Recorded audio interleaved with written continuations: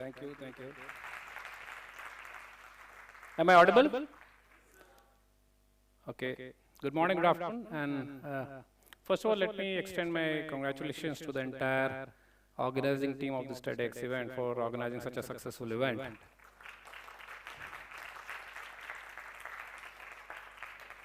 And I also want to congratulate the previous speakers, Anil, Manish, and Harsh for such an inspiring talk. Obviously, tough act to follow, but I'll try my best. So I want to take you back to the summer of 1991. And I was a student like most of you. I was in my 12th standard. And I was at this crossroad to decide what to do about my future. How many of you are in the same boat? You undecided what you want to do in your future? Most of you, right? I was in the same boat. And this was close to 3 decades back. We didn't have too many options. The choices we had were fairly binary in nature. So you could either become a doctor or an engineer. And at that point, I made a decision which changed the course of my life. I decided to join merchant navy, shipping industry. Now, nobody in my family had ever seen a ship before. Forget about working on a ship. I had never seen a ship before, so I had no idea what life on a ship would be like. But all I can recollect from that time period is that I had a strong urge to be different, do something different, be unique. So I joined merchant navy as a cadet, and for the next 15 years, I was sailing on ships all over the world, eventually became a captain.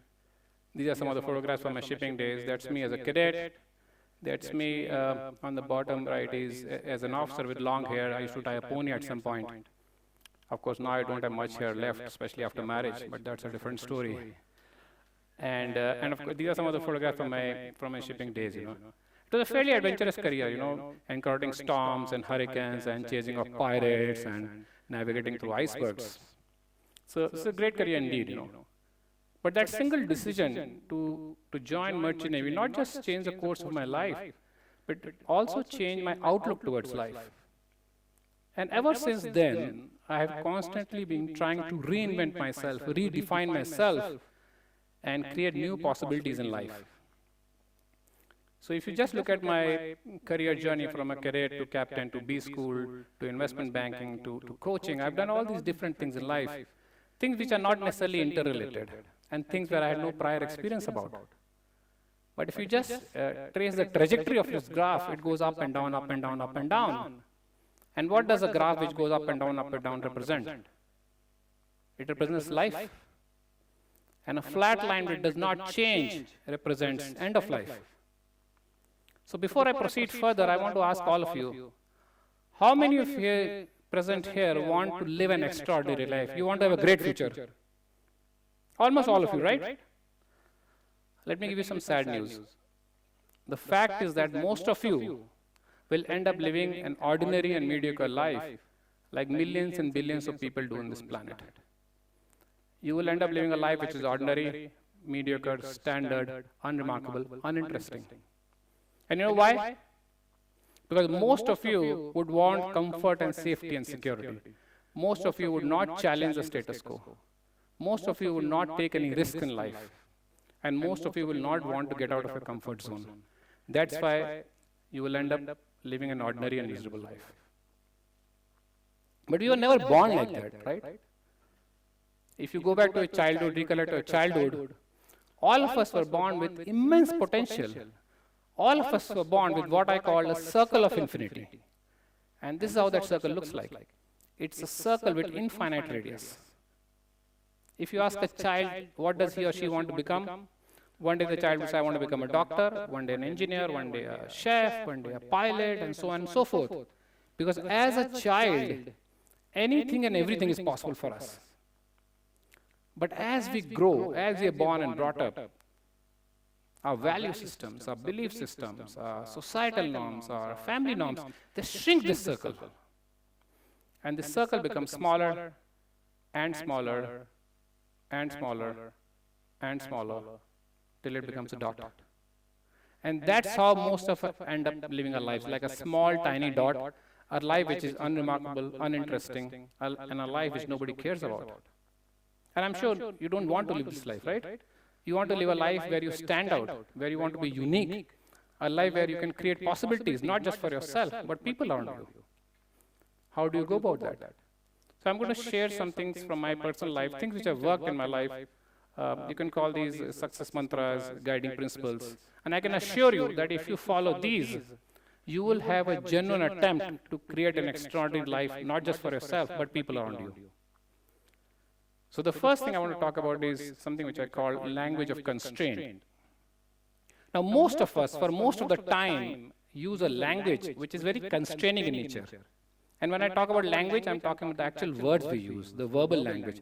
Because language is a very, very powerful medium. It's such a powerful medium, it can shape your thoughts and belief systems. And most of us who live ordinary and mediocre life always use a language which is very constraining, very limiting, very restraining in nature. We use words or phrases like, I can't do this, it's not possible, I don't have time, I don't have money, and so on and so forth. And what happens is that when you use this language day in and day out, it keeps on reinforcing that thought to a point that it almost becomes a fact for you. So for example, if every day you tell to yourself, I don't have time, I'm busy, I don't have time, I'm busy, you will reach a point where you will start believing that that's a fact of your life, although it's just an excuse or it's just a lie. So my first advice and request to all of you is that if you want to create an extraordinary life, if you want to create new possibilities for yourself, stop using a language of constraint. Start using a language which is unconstrained, which is positive, which is affirmative. I can do this, I want to do this, I will do it, I have to do it, I have time, it's possible, and so on and so forth. And you'll be amazed that just by changing the language we use, how much you can shift your belief systems towards achieving your goals. Point number 2, under-promise and over-deliver. Anybody heard of this before? Yes, it's a very common corporate mantra. When you join a corporate environment, you're told that you should always under-promise and over-deliver. Under-promise means that you should set your targets low, something which you can easily achieve, and then you achieve slightly more. So it gives an illusion as if you are an over-performer, right? And people who live ordinary, mediocre lives always under-promise, always set their targets, their goals low. Now what happens when you under-promise? When you set your targets or goals low, you're not doing anything great, right? You're not stretching yourself, you're not getting out of your comfort zone, you're not taking any risks. When you under-promise, when you set your targets or goals low, it is almost as if you are cheating yourself of your true potential. So my second advice to all of you is that stop under-promising, start over-promising. What does over-promise mean? Over-promise means set your targets really, really high. Set your goals really high, almost impossible to believe. Now you may say, okay, what happens if I fail? Well, fail you will, not just once, maybe several times. But I want to draw an analogy from the field of sports. How many of you play a sport or follow a sport? Most of you, right? So if you think about your favorite sports person or sports team, what sort of promise they make to their fans? What sort of targets they set? They set the targets really, really high, right? It could be the gold medal, the World Cup, the championship, whatever it is, right? Have you ever heard of a sportsman saying, I want to win the bronze medal? No, never, right? Ever heard of a team saying we want to qualify for the semi-finals? Never. The targets are really, really high. But does that mean they always succeed? No, they fail. Maybe more than once. But every time they fail, they go back, they learn from their mistakes, learn from their failures, and come back stronger next time. So second advice to you, if you want to create an extraordinary future, always overpromise. Always set your targets really, really high. The third point, declaration. A declaration is a very powerful technique. Declaration means giving your commitment, giving your name, giving your word for something. And most of us are very afraid of giving a commitment, very afraid of giving a word, very afraid of honoring a word, because we are afraid of failure. Except for Mr. Salman Khan, who says, "एक बार जो मैंने commitment कर ली, उसके बाद तो मैं खुद की भी नहीं सुनता," which loosely translates into, once I made a commitment, I don't even listen to myself, I fulfill the commitment. But obviously not all of us are like him. So my third advice and request to all of you is that if you want to create an extraordinary future for yourself, start declaring yourself. Start telling about your intentions to the world, what you want to achieve, what are your goals, what are your ambitions. Put your name and reputation on the line. Put your skin in the game. And you will be surprised that once you put your name and reputation on the line, it can be a strong motivator for you. There will be no way to back out. And the final point, backup plans. Make sure you have backup plans in life for everything. Everybody agrees? All of you are wrong. Don't have any backup plans in life. What happens when you are having a backup plan in life? You are already thinking of failure as an option. And you will never give you 100% in anything you do because you know there is a failback option. And people who live ordinary, mediocre lives are always thinking of backup plans, which means they are always thinking of failure ahead of success. So my fourth advice to all of you is that don't have backup plans in life. No plan B, no plan C, just one plan, plan A.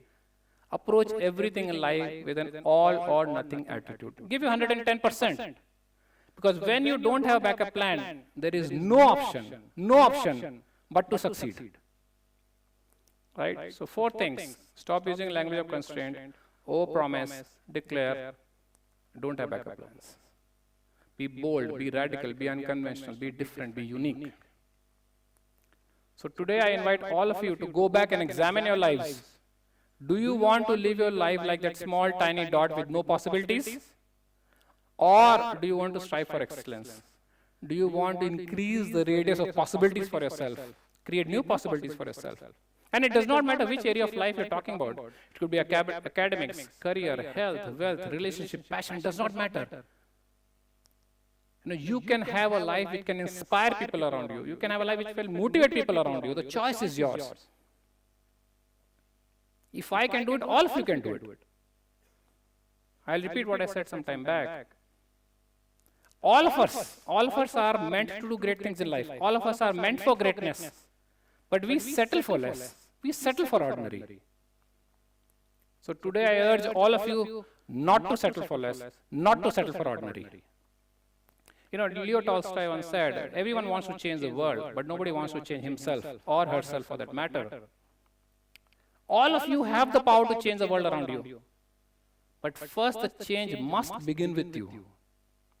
Right here, right now. Thank you.